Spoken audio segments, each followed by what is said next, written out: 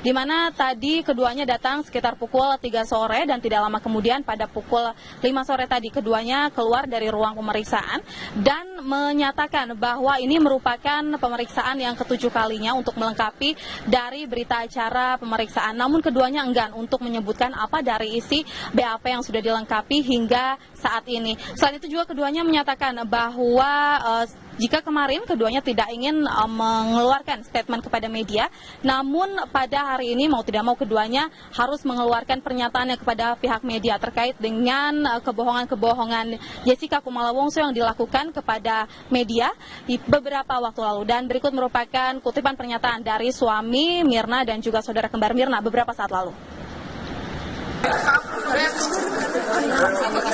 Ya, ini pemeriksaan BAP saya yang ketujuh kali. Isi pemeriksaan BAP saya tidak bisa beritahu. Nah, tadi saya sudah dikasih lihat fakta-fakta oleh penyidik. Dengan ini saya yakin bahwa apapun semua yang diomongkan Jessica di media itu adalah bohong. Semuanya bohong. Apa yang kemudian meyakini Anda Jessica Kumala Wongso berbohong?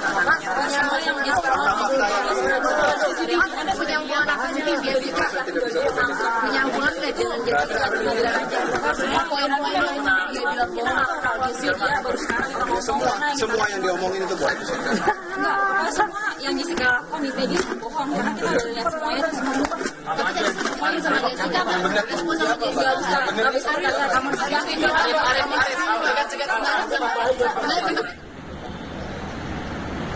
Ya, selain itu, pemirsa, pada siang tadi pun kuasa hukum dari Jessica Kumala. Setelah melewati proses penyidikan yang cukup panjang, Polda Metro Jaya akhirnya mengungkap tersangka pembunuh Mirna. Mulai dari prarekonstruksi hingga pemeriksaan saksi-saksi yang dilakukan berulang kali, membuat polisi tak lagi ragu menetapkan Jessica sebagai tersangka pembunuh Mirna. Setelah lebih dari 3 pekan sejak kematian Wayan Mirna, penyidik Polda Metro Jaya akhirnya menetapkan Jessica Kumala Wongso sebagai tersangka. Kematian Wayan Mirna 6 Januari lalu menjadi perhatian publik. Mirna meregang nyawa sesaat setelah minum kopi Vietnam di kafe salah satu mal di Jakarta Pusat. Saat itu belum jelas apa penyebab pasti tewasnya Wayan Mirna. Namun diduga Mirna tewas karena hal yang tidak wajar. Keluarga akhirnya mengizinkan pihak kepolisian untuk mengotopsi jasad Mirna demi lancarnya proses penyelidikan. Sebelum dimakamkan, polisi akhirnya mengotopsi jasad wanita 27 tahun tersebut pada 9 Januari. Dalam otopsi tersebut, polisi menemukan adanya pendarahan pada lambung Mirna yang disebabkan zat korosif. Belakangan, zat korosif bernama sianida ditemukan terkandung dalam kopi Vietnam milik Mirna. Usai diotopsi, jasad Mirna kemudian dimakamkan di TPU Gunung Gadung, Bogor, Jawa Barat pada 10 Januari lalu.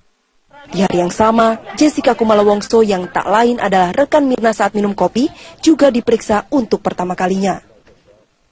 Guna mengetahui kronologis tewasnya Mirna, Polda Metro Jaya kemudian menggelar prarekonstruksi di Cafe Olivier. 2 rekan minum kopi Mirna, Jessica dan Hani juga turut dihadirkan dalam prarekonstruksi. Sehari setelah prarekonstruksi, polisi menggeledah rumah Jessica untuk mencari barang bukti kasus Mirna. Setelah menjalani pemeriksaan 10 Januari lalu, Jessica kemudian kembali diperiksa untuk kedua kalinya oleh penyidik Polda Metro Jaya pada 19 Januari. Saat memenuhi panggilan pemeriksaan Polda Metro Jaya, Jessica melalui kuasa hukumnya meminta jasad Mirna diotopsi ulang. Belum cukup mengumpulkan keterangan dari karyawan Olivier dan Jessica, giliran penyidik meminta keterangan dari suami, saudara kembar, dan ayah Mirna. Saat itu ayah Mirna, Dermawan Salihin, mengaku tak pernah mengenal Jessica.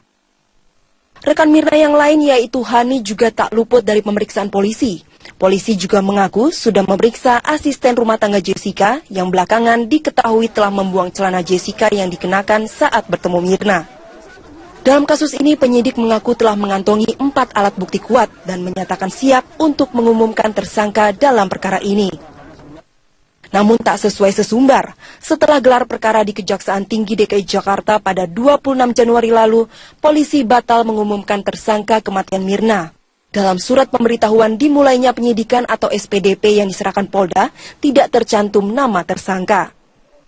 Sementara itu, banyaknya pihak yang memperlakukan Jessica seolah tersangka. Jessica mendatangi kantor Komnas HAM untuk berkonsultasi. Saat itu, Jessica juga mengadu kerap mendapat perlakuan kurang menyenangkan saat dijemput sebagai saksi oleh penyidik. Untuk menguatkan bukti-bukti yang dimiliki penyidik, ayah Mirna kembali menjalani pemeriksaan di Polda Metro Jaya 28 Januari. Ayah Mirna menyatakan ada yang janggal dari pengakuan Jessica. Selain ayah Mirna, di hari yang sama, psikolog Sarlito Wirawan juga didatangkan sebagai saksi ahli. Ia mengatakan alat bukti yang dimiliki penyidik sudah signifikan. Setelah mendapat bukti-bukti yang kuat, penyidik kembali gelar perkara dengan pihak Kejaksaan Tinggi. Usai gelar perkara, polisi akhirnya menetapkan Jessica sebagai pembunuh Mirna. Atas perbuatannya, tersangka akan dijerat pasal 340 tentang pembunuhan berencana dan terancam hukuman maksimal hukuman mati. Kini polisi masih mendalami motif pembunuhan Mirna dan apakah ada keterlibatan pihak lain dalam perkara ini. Pemirsa, Anda menyaksikan Headline News pukul 14 waktu Indonesia Barat. Saya Rike Caroline. Polda Metro Jaya telah menetapkan status tersangka pada Jessica Kumala Wongso terkait kasus pembunuhan terhadap Wayan Mirna di sebuah kedai kopi di kawasan Tanah Abang, Jakarta Pusat. Hingga kini Jessica masih menjalani pemeriksaan di Polda Metro Jaya. Dan Ferry Prihardi akan melaporkan langsung dari Polda Metro Jaya. Ferry, bagaimana perkembangan pemeriksaan Jessica hingga saat ini?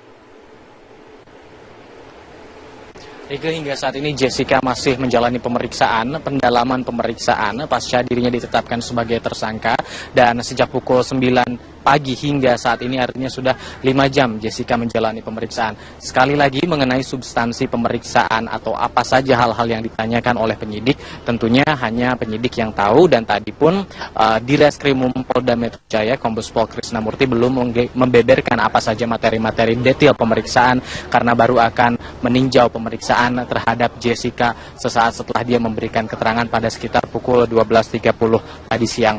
Dan pemeriksaan ini adalah bersifat pendalaman pemeriksaan, artinya tim penyidik ingin menguji konsistensi pernyataan-pernyataan Jessica dari sejumlah pertanyaan yang diajukan oleh penyidik, karena dari beberapa jawaban dan juga fakta yang ditemukan oleh pihak kepolisian terdapat banyak ketidaksamaan. Hal inilah yang akan dicari kebenarannya oleh tim penyidik.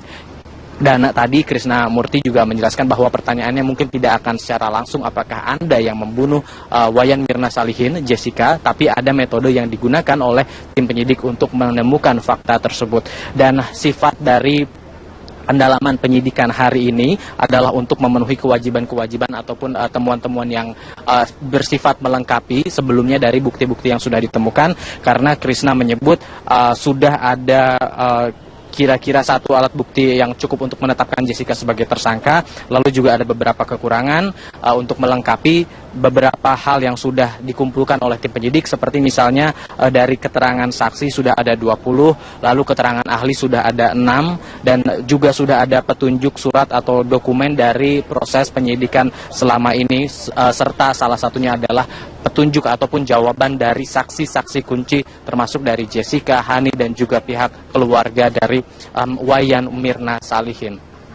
Sementara itu, mengenai kemungkinan dari ditahannya Jessica usai menjalani pemeriksaan, tadi juga sempat kami tanyakan, dan ada beberapa hal yang menjadi pertimbangan dari pihak penyidik untuk melakukan penahanan atau tidak terhadap Jessica, dan hal ini akan dibulatkan setelah nanti adanya penandatanganan berita acara pemeriksaan yang tidak hanya ditandatangani oleh Jessica dalam hal ini yang diperiksa sebagai tersangka, tapi juga dari kuasa hukumnya. Sampai saat ini kami masih menanti kedatangan dari tim kuasa hukum Jessica Kumala Wongso. Berikut adalah kutipan pernyataan dari Direskrimum Polda Metro Jaya mengenai kemungkinan penahanan Jessica usai diperiksa.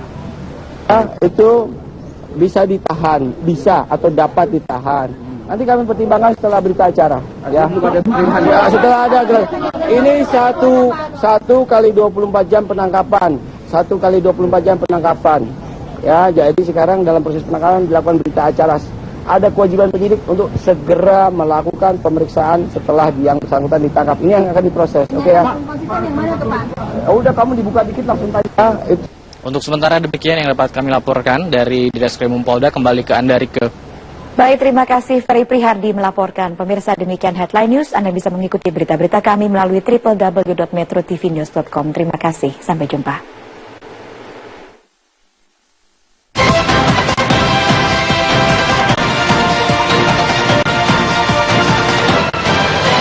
Dipersembahkan oleh Entrasol Quick Start. Belum menetapkan dan menangkap Jessica Wongso sebagai tersangka pembunuh Wayan Mirna, Polda Metro Jaya menyambangi Kejaksaan Tinggi DKI Jakarta berkonsultasi untuk melengkapi alat bukti dan keterangan saksi yang dimiliki Polda Metro Jaya. Direktur Reserse Kriminal Umum Polda Metro Jaya, Kombes Pol Krisnamurti mendatangi Kejaksaan Tinggi DKI Jakarta untuk konsultasi dan ekspos kasus kematian Wayan Mirna Salihin.